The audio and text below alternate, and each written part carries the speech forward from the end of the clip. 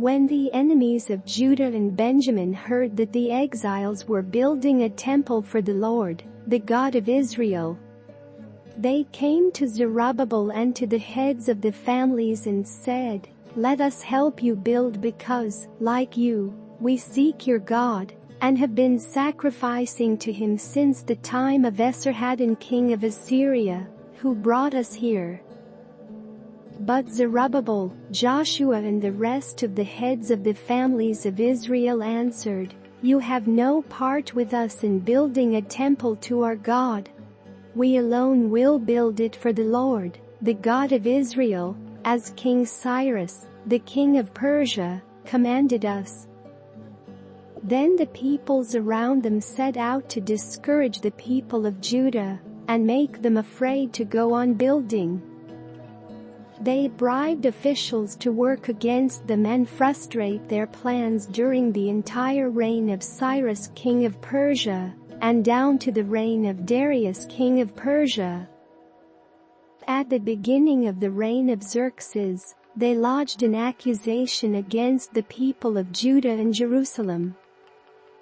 And in the days of Artaxerxes king of Persia, Bishlam, Mithredath, Tabeel and the rest of his associates wrote a letter to Artaxerxes. The letter was written in Aramaic script and in the Aramaic language. Rehum the commanding officer and Shimshai the secretary wrote a letter against Jerusalem to Artaxerxes the king as follows.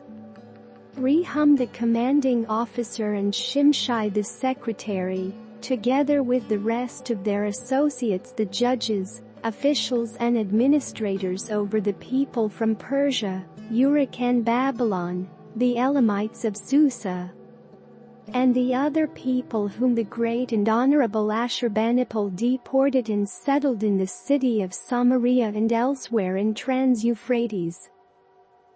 This is a copy of the letter they sent him.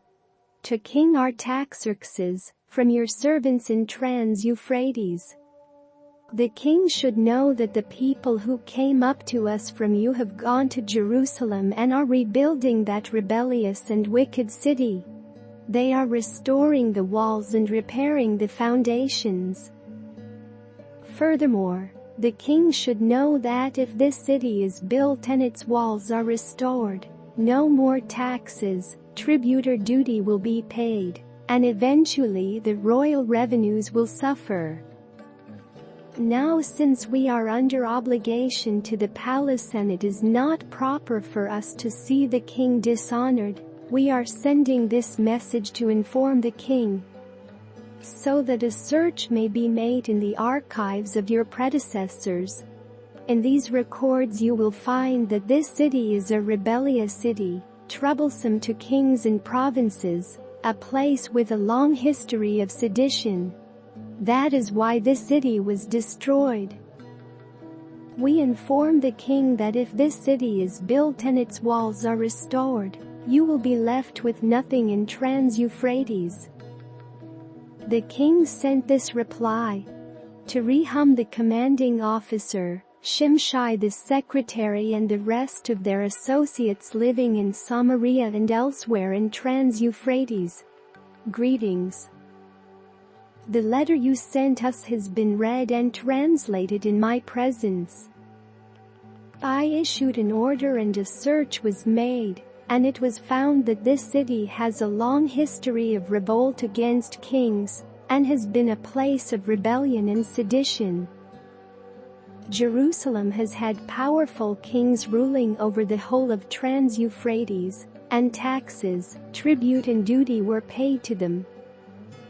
Now issue an order to these men to stop work, so that this city will not be rebuilt until I so order. Be careful not to neglect this matter. Why let this threat grow, to the detriment of the royal interests?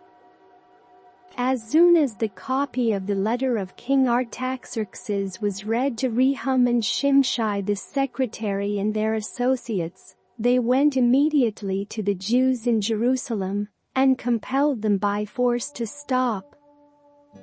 Thus the work on the house of God in Jerusalem came to a standstill until the 2nd year of the reign of Darius king of Persia,